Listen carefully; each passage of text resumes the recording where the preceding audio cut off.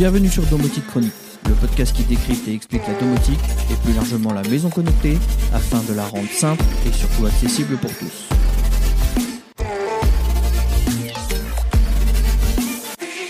Quand on parle domotique en 2024, que l'on soit débutant ou confirmé, de par les recherches sur internet ou sur les différents forums et blogs, c'est le plus souvent Home Assistant qui s'impose comme système domotique à adopter. Home Assistant est un système domotique libre et gratuit qui n'a que quelques années d'existence, mais pourtant la plus grande communauté et probablement le plus de fonctionnalités possibles au sein d'un système domotique. En développement constant, Home Assistant dispose d'un système de mise à jour mensuel très bien huilé, qui apporte chaque mois son lot de nouveautés et autres correctifs, comme on peut le voir dans les actualités de Domoblog chaque premier mercredi du mois. Comme tout logiciel libre, Home Assistant a pendant longtemps été une solution logicielle à part entière que l'utilisateur pouvait mettre en pratique sur divers supports d'installation. Cela peut aller du Raspberry Pi, le plus célèbre des supports, à l'ordinateur, en passant par la machine virtuelle, le NAS ou encore le container Docker.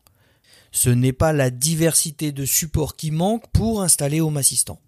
Mais depuis peu, Nabucasa, entité fondatrice de Home Assistant, propose aussi deux box domotiques au profil et concepts bien différents pour permettre de matcher avec tous les profils utilisateurs et surtout permettre à des débutants de pouvoir se mettre à la domotique Home Assistant sans devoir passer par des installations plus ou moins fastidieuses, l'approche avec des systèmes Linux qui n'est pas forcément simple pour tout le monde, même si la procédure d'installation en elle-même est très simple et très assistée, les box domotiques viennent combler ce manque. Et comme Nabucasa n'aime pas faire les choses à moitié, ce n'est pas une box domotique, mais bien deux box domotiques très distinctes qu'elle propose à son catalogue et que l'entreprise veut démocratiser et surtout permettre à tout un chacun de trouver le juste système, en tout cas la juste box qui correspond à son besoin. C'est-à-dire qu'un débutant va s'y retrouver, mais un utilisateur confirmé qui aime cette approche do-it-yourself que l'on peut avoir avec le Raspberry peut aussi s'y retrouver avec la box Home Assistant Yellow. C'est vraiment le concept qui est super intéressant avec Home Assistant et la stratégie de Nabucasa, c'est de proposer un hardware vérifié, validé et conforme, mais aussi continuer à avoir cette liberté et cette approche différente de tout ce qu'on peut trouver sur le marché de la domotique aujourd'hui. Vous l'aurez compris, on distingue alors deux box bien différentes, Home Assistant, qui correspondent à des critères et en tout cas des utilisations ou des profils différents, et c'est ce que nous allons voir maintenant. La première box Nabucasa est Home Assistant Green, une box prête à l'emploi, plug and play, et pour laquelle l'utilisateur n'a qu'à la sortir de la boîte et la brancher pour démarrer l'aventure domotique. Il n'y a pas plus simple approche pour démarrer Home Assistant. Home Assistant Green est faite pour un utilisateur débutant, mais dispose de capacités qui vont aussi correspondre, en tout cas au niveau des performances, qui correspondent tout à fait à un utilisateur averti. C'est-à-dire qu'un utilisateur qui utilise déjà Home Assistant depuis quelques années, peut-être sur un Raspberry d'une ancienne version, peut-être une version 2, une version 3, pour rappel nous sommes déjà à la version 5 du Raspberry Pi, eh bien cet utilisateur peut envisager de migrer son installation vers une Home Assistant Green. Cette version prête à l'emploi n'est pas une version low cost ou encore moins une version pour débutants qui va imposer de passer sur une version plus puissante par la suite. C'est une approche un peu différente, mais la Home Assistant Green correspond à l'ensemble des usages qu'il est possible de faire aujourd'hui avec Home Assistant et donc correspond également à tous les profils d'utilisateurs. Fort d'une composition basé sur le meilleur des composants, en tout cas pour faire tourner le système domotique, évalué par l'équipe de développement Home Assistant elle-même, de manière à faire tourner le système domotique Home Assistant de la manière la plus optimisée possible. Home Assistant Green, aussi nommé HA Green, est la bonne solution pour se lancer au domotique sans connaissance, mais de manière fiable et performante. C'est-à-dire qu'un utilisateur qui n'y connaît rien va pouvoir miser sur cette box, puisque cette box comporte des composants qui ont été validés et qualifiés par l'équipe de développement Home Assistant pour endurer et être stable et viable dans le temps et permettre la meilleure expérience domotique possible. Vous l'aurez compris, Home Assistant Green est donc une solution clé en main, mais aussi économique car la box coûte moins de 100 €, un tarif proche voire inférieur au Raspberry Pi, tout en ayant un boîtier et des composants vraiment étudiés pour la domotique Home Assistant. Livré avec son alimentation, là où le Raspberry nécessite aussi une alimentation, alors même si c'est une alimentation de portable ou de tablette qui est facilement accessible et déjà disponible à la maison, la box Home Assistant comporte un package complet avec la box, donc un boîtier, ce que ne comporte pas un Raspberry par exemple, où il faut acheter un boîtier à part, et puis une alimentation. Le seul investissement nécessaire avec la Home Assistant Green, qui sera également la même chose si vous optez pour un Raspberry Pi, est d'opter pour un dongle pour le protocole domotique. Alors ce n'est pas une obligation pour démarrer puisque de nombreuses intégrations via des services d'objets connectés ou d'objets qui fonctionnent sur votre réseau Wi-Fi vont pouvoir fonctionner par défaut avec la box Home Assistant Green. Cependant, si vous voulez déployer un protocole domotique tel que le Zigbee, ce que je vous recommande pour faire vraiment de la domotique de qualité, d'éviter d'avoir une domotique qui repose sur le protocole Wi-Fi, mais plutôt une domotique qui repose sur le protocole Zigbee. Nous en avons déjà parlé dans de précédents épisodes. Je vous invite à réécouter mon épisode sur l'explication du protocole Zigbee. Vous y comprendrez tout l'intérêt. Mais effectivement, la box domotique Home Assistant Green ne propose pas de puce Zigbee intégrée. Il faudra donc y ajouter un dongle Zigbee, un contrôleur Zigbee additionnel, soit sur un port USB de la box, soit un contrôleur Ethernet qu'on a déjà vu aussi précédemment, c'est-à-dire un contrôleur qui fonctionne sur le réseau local, avec lequel la box va communiquer et va s'appuyer pour remonter les données des périphériques Zigbee et envoyer les ordres aux périphériques Zigbee qui vont composer le réseau domotique de la maison. C'est finalement le seul investissement supplémentaire à faire avec la box domotique Home Assistant Green, c'est de passer à l'achat de ce contrôleur domotique additionnel pour importer un protocole de communication au système. Alors on parle beaucoup du Zigbee puisque c'est le protocole le plus en vogue, celui sur lequel il y a le plus de périphériques et le plus intéressant économiquement parlant, mais il y a également le Z-Wave qui est un très très bon protocole, et puis il y en a d'autres, mais si on devait choisir un protocole par défaut pour démarrer avec Home Assistant Green, je vous recommande chaudement d'opter pour le Zigbee.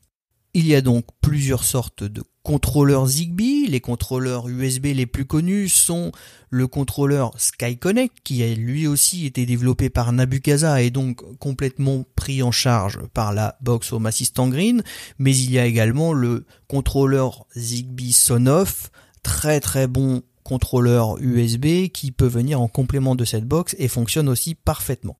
Sinon, s'il y a un contrôleur que je devais vous recommander, ce serait plutôt le SLZB-06 qui est extrêmement performant et fonctionne sur le réseau local. Pour une flexibilité d'utilisation sans commune mesure, ce contrôleur va vous permettre de monter un réseau Zigbee indépendant qui va dialoguer avec Zigbee2 MQTT et l'excellent protocole MQTT pour lequel vous allez rattacher la box. Bref, j'explique tout ça dans des guides sur le blog, je vous les mets en note du podcast et je vous invite à les consulter. Retenez simplement que si vous optez pour la box Home Assistant Green, très bon choix, vous n'aurez simplement à investir dans un contrôleur, un dongle Zigbee pour compléter votre installation domotique et commencer à faire de la vraie domotique performante.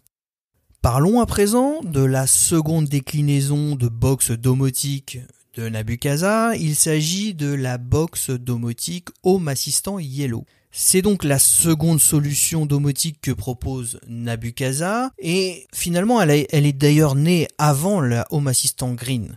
Mais la Home Assistant Green est venue après pour apporter cette simplicité d'usage puisque la Home Assistant Yellow se décline plus comme une box avancée, une box domotique avancée et plus orientée do it yourself. En effet, la box domotique Home Assistant Yellow adopte une philosophie complètement différente. La box s'adresse donc aux amateurs de do-it-yourself, les amoureux du Raspberry, mais mieux encore, puisque Home Assistant Yellow est avant tout une box domotique qui embarque le meilleur des composants pour faire tourner le système domotique de manière fiable, stable et efficace. Ça ne change pas par rapport à Home Assistant Green, mais c'est aussi une variante flexible et durable, dans laquelle les caractéristiques techniques au cœur du système sont à l'appréciation de son utilisateur. La partie processeur, mémoire et stockage est confiée à un Raspberry Pi Compute Module. C'est-à-dire que c'est une déclinaison du Raspberry Pi qui est exempt de port et qui va venir se greffer sur un emplacement dédié au centre de la carte mère de la box domotique Home Assistant Yellow. La force du choix du compute module est qu'il se décline en pléthore de variantes. Il y a peut-être une quinzaine de variantes disponibles sur le marché où vous allez forcément trouver la variante qui vous correspond le plus. Que ce soit économiquement parlant ou que ce soit d'un point de vue de votre stratégie ou de ce que vous voulez adopter ou en tout cas intégrer dans votre box pour démarrer l'aventure domotique. 15 variantes selon lesquelles on va retrouver des variantes avec forcément la même base de processeur, qui est exactement la même base que le processeur qui équipe le Raspberry Pi 4, excellente version de Raspberry. Et puis, les différentes variantes vont aborder des quantités de mémoire différentes. Au choix, 1, 2, 4 ou 8 Go. Vous allez aussi avoir des notions de stockage ou non. La version 1 Go est à proscrire, par exemple, en termes de capacité mémoire. C'est trop limité. La version 2 Go, elle est fonctionnelle, mais on préférera toutefois opter pour une version 4 ou 8 Go pour des performances optimales du système. Au niveau du stockage, vous allez avoir aussi différentes déclinaisons avec ou non puce eMMC. C'est-à-dire que le Compute Mode 4 vient gommer un vilain défaut du Raspberry Pi, c'est l'usage de cette carte micro SD qui subit de nombreuses corruptions de données. À force d'écrire et de lire, la base de données d'un système domotique n'est absolument pas faite pour être stockée sur une carte SD. La mémoire flash, donc la eMMC, qui est au cœur d'une puce soudée directement sur le compute module, vient justement apporter un stockage flash rapide et fiable au cœur du système. Mais encore une fois, c'est optionnel puisque vous avez des variantes du compute module 4 qui sont exemptes de stockage. C'est d'ailleurs le choix que j'ai fait personnellement. C'est très économique, on le trouve plus facilement et vous allez voir que c'est intéressant parce que on va pouvoir aller greffer aussi un disque SSD dans la box puisque c'est aussi prévu et il y a un port NVMe M2 qui est disponible sur la carte mère pour venir greffer un disque SSD. Vous l'aurez compris, cette box domotique est extrêmement flexible avec une variante de compute module light comme j'ai pu utiliser qui est identique aux autres en tout point excepté pour la partie stockage qu'il ne dispose pas. Exempt donc de stockage, cette variante est plus économique, c'est celle que j'ai choisie personnellement donc je peux vous en parler et ça marche relativement très très bien, elle est vraiment économique et facile à trouver sur le marché et ensuite on vient ajouter un disque NVMe sur le port NVMe de la carte mère de la Yellow et on a un système domotique très complet et flexible. Inutile de le répéter, vous avez bien compris que l'approche de cette Yellow est totalement différente, mais elle a surtout une approche de flexibilité et de durabilité, puisque on va pouvoir très facilement faire évoluer le compute module tout en gardant cette base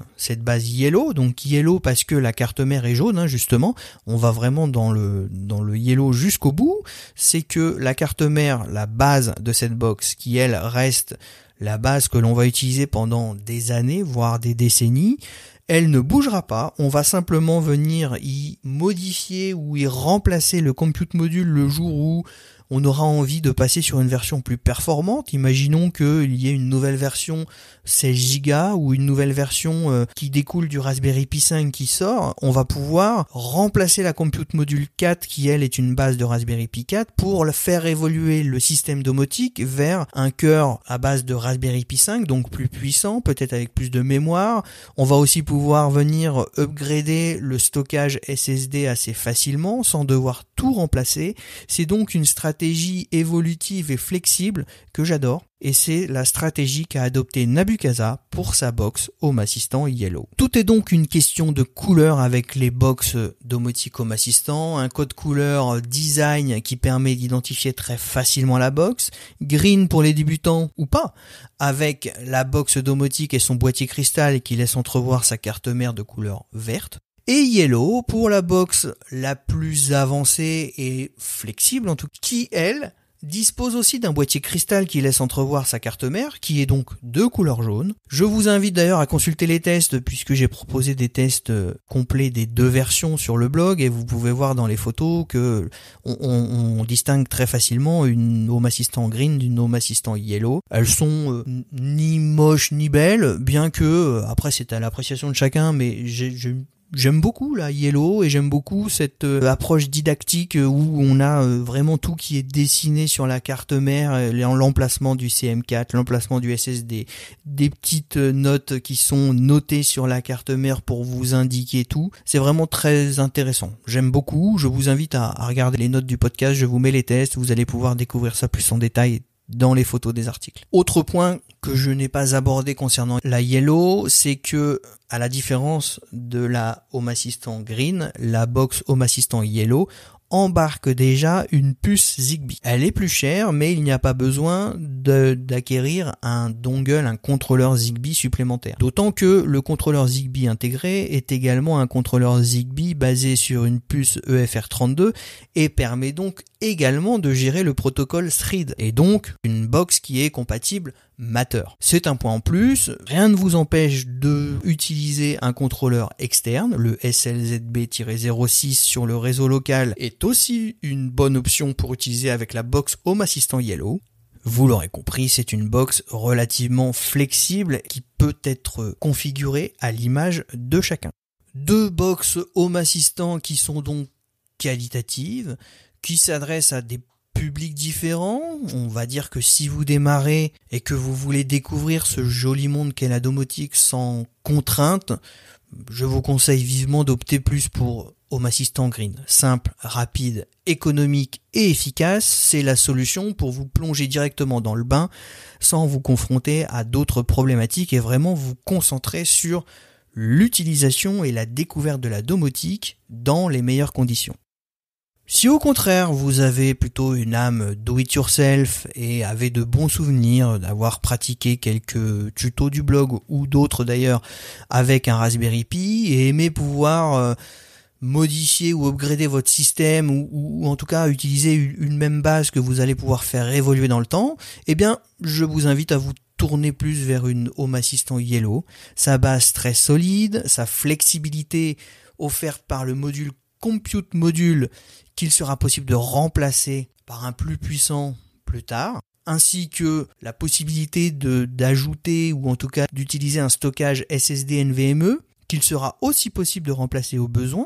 C'est la solution la plus puissante et la plus évolutive à choisir que je vous recommande. Avec des tarifs allant de 99 € hors promotion pour Home Assistant Green à 149 € pour Home Assistant Yellow, auquel il faudra bien sûr ajouter le dongle pour Home Assistant Green, 40 d'euros, et le Compute Module pour Home Assistant Yellow. Alors là, 15 versions différentes, ça va de 40 € à une centaine d'euros, voire plus pour les versions les plus évoluées. Ensuite, le SSD, soit vous en avez, soit vous devez en acheter un, et là encore, on en trouve pour une vingtaine d'euros, pas besoin d'avoir un SSD de très grande capacité. Attention toutefois, il y a quelques SSD qui sont notés comme incompatibles. Dans le test, je vous indique celui que moi j'ai utilisé et qui, je vous confirme, fonctionne très très bien. Pas besoin de dongle Zigbee pour cette box car, pour rappel, il y a une puce Zigbee Thread intégrée avec Matter prête à être utilisée. Oui, un tarif un peu plus élevé pour la Home Assistant Yellow, mais également un système beaucoup plus flexible et évolutif qui va pouvoir rester une base durable et évolutive dans le temps. Voilà, je pense que vous savez tout ce qu'il y a à savoir sur les box domotiques Home Assistant. Il ne vous reste plus qu'à faire votre propre choix. N'hésitez pas à consulter mon test de l'une ou l'autre, test complet où vous allez retrouver un petit peu toutes les caractéristiques, les photos et ce qu'il est possible de faire avec, ainsi que l'onboarding. Et puis, après, la meilleure solution, la meilleure approche pour démarrer en domotique, c'est de mettre les mains dedans, c'est de se lancer et de ne pas avoir peur de tester des choses.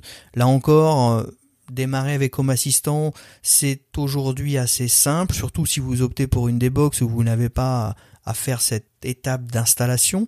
Vous allez aussi pouvoir installer un système de sauvegarde et donc n'ayez pas peur de tester les choses. Simplement sauvegarder et puis en cas de problème, vous pouvez rollback sur une version précédente simplement en restaurant une sauvegarde. Donc n'ayez pas peur de toucher, de pratiquer, de modifier. C'est comme ça qu'on progresse en domotique. Et puis il y a Domoblog, il y a tous mes guides qui sont là pour vous aider. Donc n'hésitez pas à faire le tour, à vous documenter, à lire les guides, à poser des questions. Voilà les amis, bonne lecture, bonne écoute. À bientôt.